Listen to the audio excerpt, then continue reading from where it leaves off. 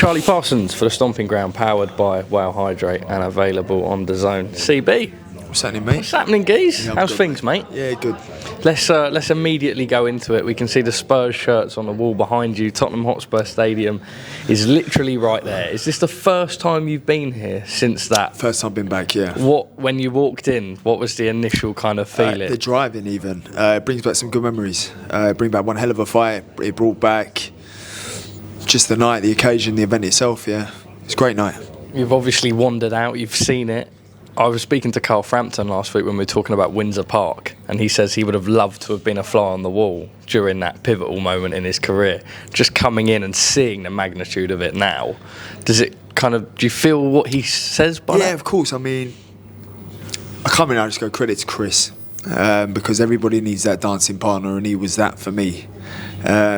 It takes two to tango, and we captured the imagination of the public. It went across so many generations. It was a fight for the decade. It was a fight for the generations. You have the young fighters coming through, the middle-aged, the older crowd who supported my dad, or Eubank Senior. So it was a fight that I'm glad happened, a fight that I'm glad we could make happen. It made history that night. Often I speak to fighters and I ask them if the added rivalry going into a fight gears them up that little bit more, and they say no, it's business as usual. But I think what you guys had in April was the epitome. It's very personal. Yeah. But that personal. Brings something out more of you, right? I think deep down it must. Yeah, but you're not a fighter, so your opinion's invalid. But such a prick. No, yeah, that was prick behaviour. Yeah, but it's true. But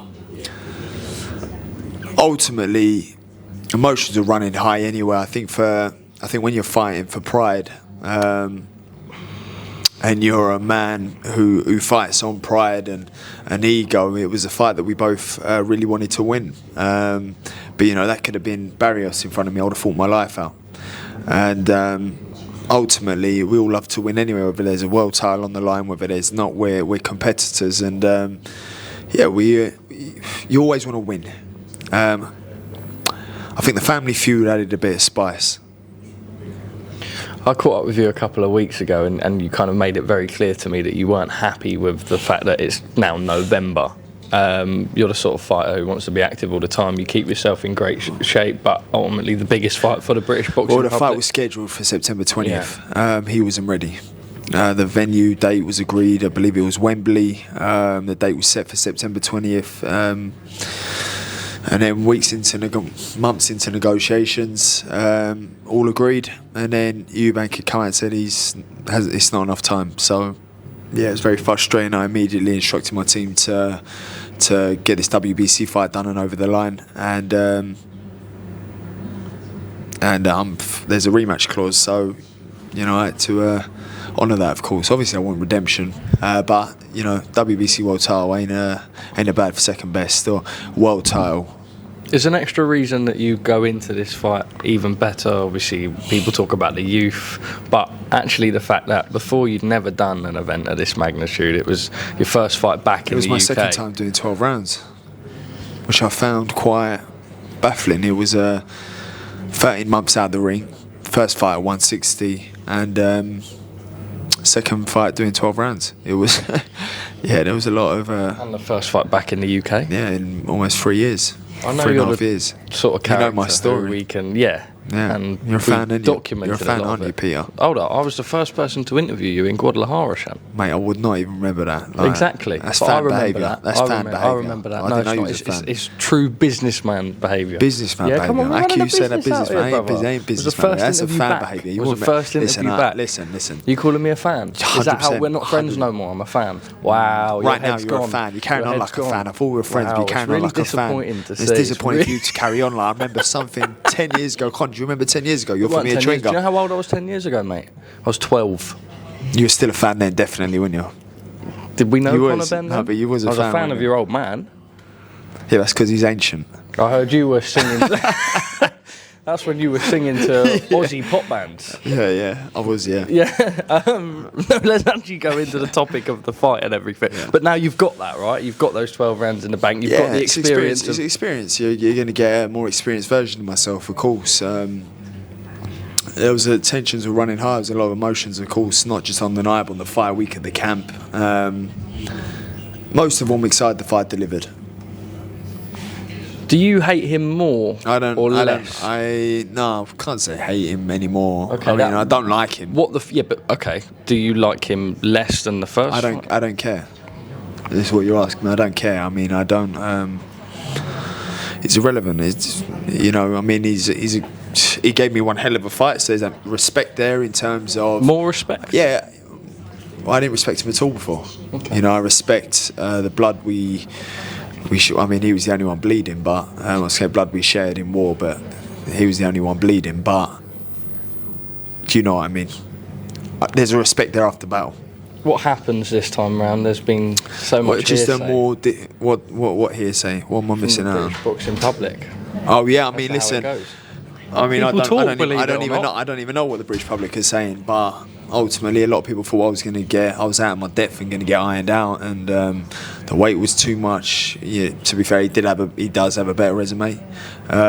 He's fought for a longer period of time. He's been with the likes of George Groves, The Gal, Billy Joe, Ildrim, whoever else he's been in there with. So he's an experienced fighter. But I love the challenge of people thinking they could write me off. It got me going. As of doing this interview, the press conference hasn't started. I'm about to ask you, and I can tell your answer. What do you think he's going to bring? You're going to say, I don't care. Oh, no, he could bring some eggs. He could. Do you worry about that given last time? No, but you've got to think cuts and stuff like that, right, when you're going into camp? I'm not concerned. I mean, listen, it's all part of the game, isn't it? It's all part of the hype. I've got Chris sitting over there who get him in a headlock before he knows it. Am I right, Chris? There's a man called Chris in this room who's thinking, shit, I've got to go and get No. Do you know who that guy is? I do not know who that guy is. You don't know who that guy is? No. Are you joking? SAS, he's Special Forces. He's the serious killer. Yeah, I brought him in. So if you don't he's all tooled up and ready, mate. Okay, so if you don't kill Chris Eubank Jr., he'll be Chris. I won't go that far. You're taking it too far. No, you're nasty, you are. Wow. Joe, so I'm a fan and I'm nasty. You're a fan and you're nasty. This is a really insulting time. Give me 3 words to describe Chris Eubank Jr. Big head, it's given. Good physique. Awkward. That's 5 words. Oh, 5 words? No, I said 3 words and you gave me 5. You said 3 words? Yeah. That was 3 words. Big physique. Not sorry. Well, whatever you said. Good, I said good physique. Good physique. Bit zesty, mate. I ain't even right. You're going to give me my 3 words? He's got a good physique. What? He's solid. I ain't going to even play to your games. You see, I'm just done with silly you. No, you just got me playing these games. I ain't even. I'm having an innocent conversation. Yeah. Go on. See you later. Oh! Go on, Con, pick it up, please, Shant. There we are. If I said to you now, as of when this fight comes around in November, when your arm gets raised, I'm sure you have the visions of when you're lying in bed at night with your eyes closed. How do you envision yourself? How is victory this time round? Victory's sweet. I mean, listen, we prepare hard for 12 weeks, 10 weeks, 8 weeks, 6 weeks for victory. It's, not you done well, not pat on the back, not we're proud of you, and it ain't good enough for me. We prepare to win. You spoke about sort of shutting your eyes and playing the first fight out. It obviously didn't go how you expect it. How do you expect it to go second time round? Listen, do you knock him out? I won't be looking for the knockout, that's for sure. Do you believe you can, given what happened last time? No, I believe I had him hurt numerous times in there. Yeah, of course. But greed's a killer, isn't it? You told me you were disappointed with your performance first time. Yeah, but I'm baffled by that. Well, what? But you didn't know the game plan, or you didn't have the game plan that you didn't stick to. So it's easy for you to say, yeah, but it was an entertaining fight. I'm glad it was for you, but ultimately I didn't get my hand raised. So how can I not be disappointed? But you can do yourself proud, I think, without. Do you think pride is only achieved? Be a proud loser. Well, I'm not a proud loser. Like you say, I'm not a fighter, Con. So. Yeah, no, but you're a proud loser in life, then. Are you? Oh, it's the same. No, really it's the same. No, it's the same. The same thing. No, I'm being a bit horrible. The same things apply. You don't want to lose in life and sit there and go, I've done my best. I'm happy to be here. I ain't happy to be here. I ain't happy to be a loser. Whether it was a good way of losing or not. All right, Conor. Just lastly, obviously fitting to note, you are wearing that Manchester City shirt. A man who captured British boxing hearts, British hearts as a whole. He took thousands and thousands over to Vegas. Everyone who speaks about Ricky Hatton has a fantastic story to tell about him.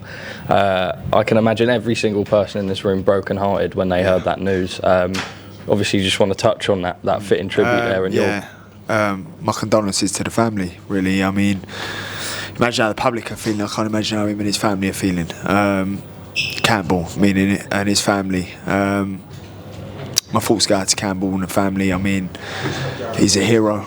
He's my hero, always will be my hero. And he's always reached out to me, he's always checked in on me, he's always had love for me, welcomed me in. He started off my career.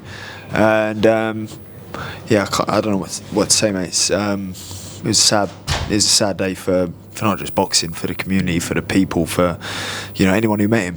He was, he's my hero. And away from all the bravado and the you are a very good geezer, Conor, so fitting tribute. And we send our condolences to Ricky Hatton, top man, and thank you for speaking to us at the Stomping Ground.